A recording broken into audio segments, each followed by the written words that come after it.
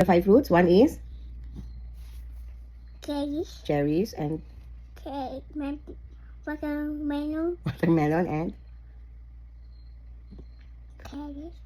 cherries, you have cherries na. Cherries, watermelon and coconut and watermelon, you already mentioned that. Watermelon and banana. Then last,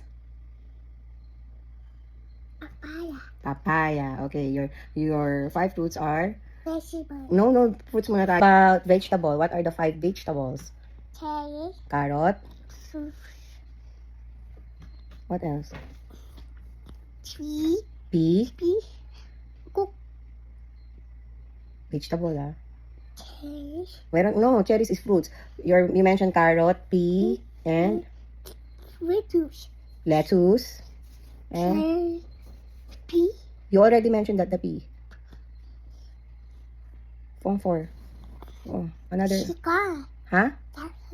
What? What are the vegetables? Again, mommy will repeat it. You mentioned carrot, pea, lettuce, and egg.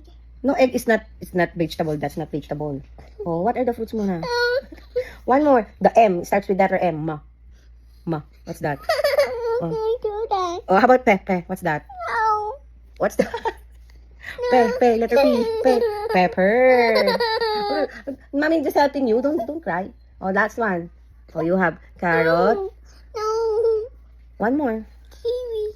Kiwi is fruits. Go. Goat is animal. Go, mama. Anong go, mama? Tuesday. One more. Your favorite bro. What's that, bro?